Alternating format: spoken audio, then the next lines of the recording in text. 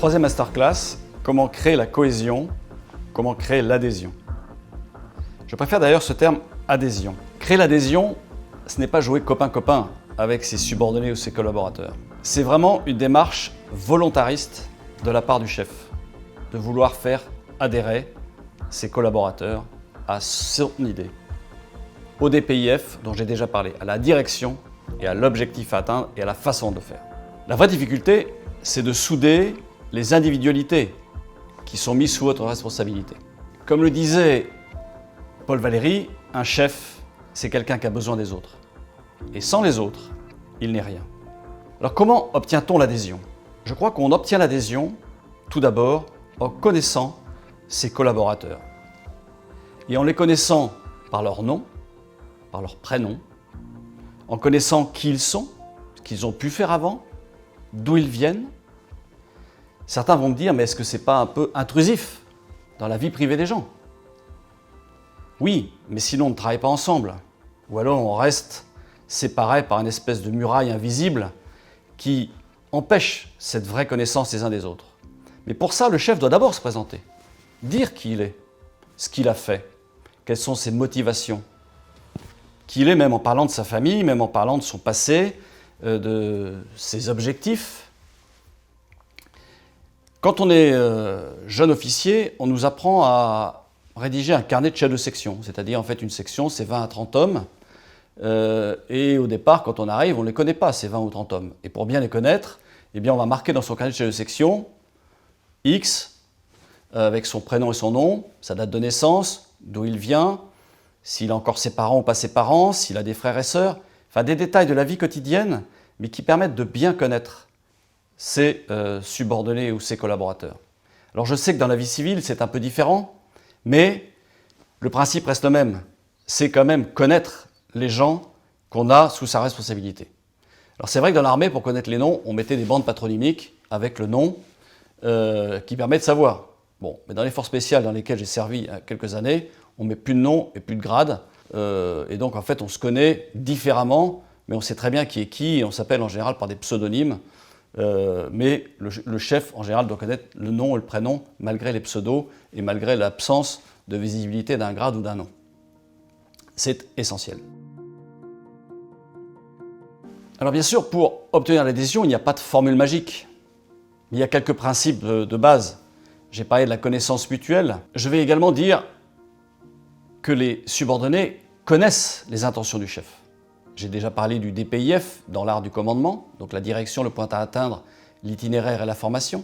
Mais également, ce qui est extrêmement important, c'est que les gens ne soient pas dans l'incertitude. Il n'y a rien de pire que l'incertitude. Parce que finalement, on a plus de mal à adhérer. Et dans les stages commando, justement, on apprend cette incertitude. On vous met dans des notions où vous ne savez plus ni le jour, vous ne savez pas ce que vous allez faire dans le quart d'heure suivant. Il n'y a rien de pire que de ne pas savoir ce qu'on va faire dans le quart d'heure suivant. On ne sait pas si on va avoir le temps de déjeuner, pas de déjeuner, si on va avoir le temps de dormir, pas de dormir. Il n'y a rien de tel que l'incertitude. Et on ne peut pas laisser ses collaborateurs ou ses subordonnés dans l'incertitude. C'est essentiel de connaître l'objectif et de connaître les intentions du chef.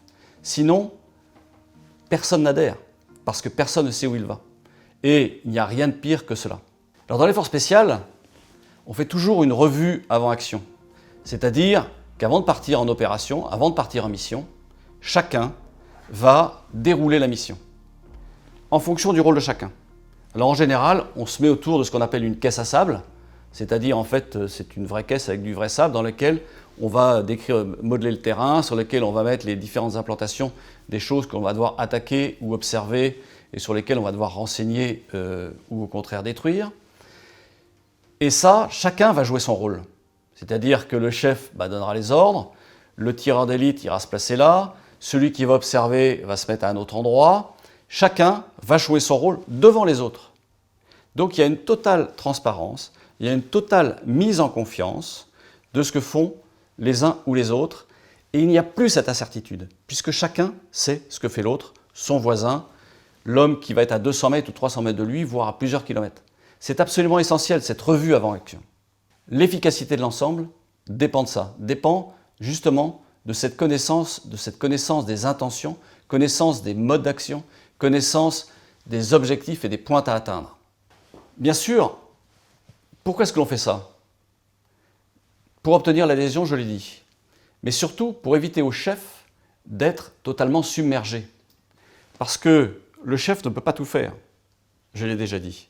En revanche, le chef est là pour organiser, orienter, réorienter si nécessaire, et de façon à éviter d'être submergé, il va répartir les responsabilités. Et cette répartition des responsabilités permet également d'obtenir l'adhésion de l'ensemble. C'est-à-dire que le chef est responsable de tout, mais il va déléguer une partie de sa responsabilité à d'autres pour que ces autres adhèrent à sa façon de voir, à sa façon de faire, à ses objectifs, à son point à atteindre. Et cette répartition des responsabilités est absolument essentielle. On va appeler ça le principe de subsidiarité.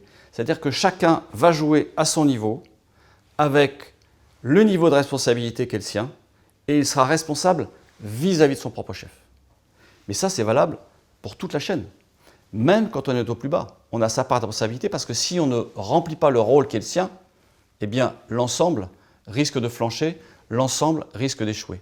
Et après la mission, il y a toujours le débriefing, la revue après action, où chacun va expliquer ce qu'il a fait, bien ou mal d'ailleurs, de façon à comprendre et à être meilleur encore la prochaine fois, dans lequel chacun va mettre au pot commun ce qu'il a vu, ce qu'il a compris, ce qu'il n'a pas pu faire, ce qu'il a bien fait, ce qu'il a mal fait, et ce qui a mal été fait, eh bien on le refera pour que la prochaine fois, on le refasse mieux et bien et que ça réussisse.